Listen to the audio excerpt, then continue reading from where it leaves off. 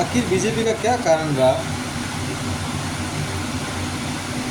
जो बड़े बड़े वादे करती थी, विकास की लाइनें बिछाने का काम करती थी, उनको गांव के किसानों को भी परेशान करना पड़ा।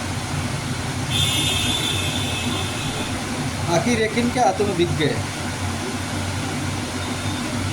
ये सोचना पड़ेगा हर इंसान को, क्योंकि ये पार्टियां कभी किसी का भला नहीं कर सकती। ये सिर्फ जनता को आपस में लड़ा सकती है, किसी को छोटा बड़ा कह करके भी लड़ा सकती है, जातीय समीकरण बना के भी लड़ा सकती है, सारा काम ये कर सकती है। इनको पता है कि सबसे मजबूत कोई अगर देश में कोई चीज़ है तो वो एक गांव। गांव से मजबूत कुछ नहीं होता, क्योंकि गांव में इंसान कभी भूखा नहीं मर सकता। शहर में एक बार इंसान भूखा मर सकता है, पर गांव में नहीं मर सकता। कुछ न कुछ उसके पास में साधन होता ही है कमाने का, खेती भी होती है और भी कुछ रास्ते होते हैं, पर सरकार की नीयत इन गाँवों में पड़ गई है, गाँव की ज़मीनें पर पड़ गई है, जो गोचर भूमि पे कब्जा करने का काम कर रही है, ओरन भूमि पे कब्जा करने का काम कर रही है, जहाँ भी पड़त भूमि है वहाँ पे कब्जा करने का काम कर रही है। और किसानों से ज़बरदस्ती जो सोलर ऊर्जा प्लांट वाले हैं और भी प्लांट वाले हैं, वो लीज पे ज़मीन लेने का काम कर रहे हैं, जिसमें सबसे बड़ी भूमिका निजी ये दलालों की होती है। ये इनके खुद का स्वार्थ साधने के लिए किसी भी गरीब किसान को फंसा देता है, उसमें पैसों का लालच देकर के।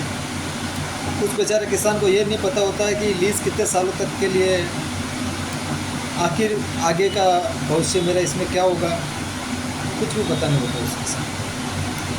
वो बेचारा देखता है इंग्लिश में लेटर, बोलते यहाँ साइन करो वहाँ साइन करो, साइन ठोक देता है,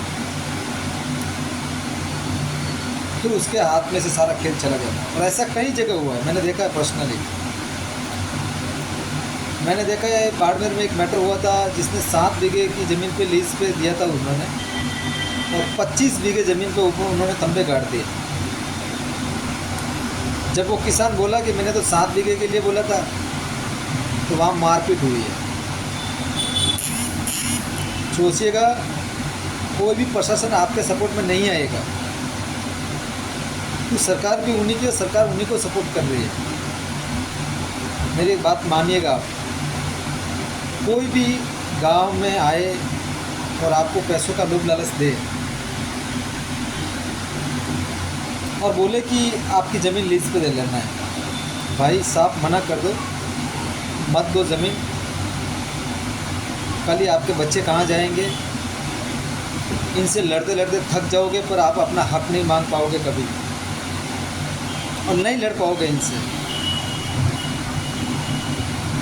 इनके सिस्टम में इतना बड़ा जाल फैला हुआ है ना, कि आम इंसान के बस की बात नहीं कि इनसे लड़ सके। सेकंड चीज़, कहीं भी आसपास में गांव में कुछ भी मैटर होता है तो सारे किसान भाई एक हो जाओ और वहाँ पे अपनी आवाज़ बुलंद करो। एक ही रास्ता है, आपको संख्या बल दिखाना पड़ेगा, बिना संख्या बल आप कुछ नहीं कर पाओगे। मेरा तो एक ही कहना है, जितने भी प्राइवेट कंपनी वाले दलाल हैं, जितने भी प्राइवेट कंपनियां हैं, इनका सारा खेल यही एक ही है ना। इसमें फॉरेन कंपनियों का भी इन्वेस्ट है,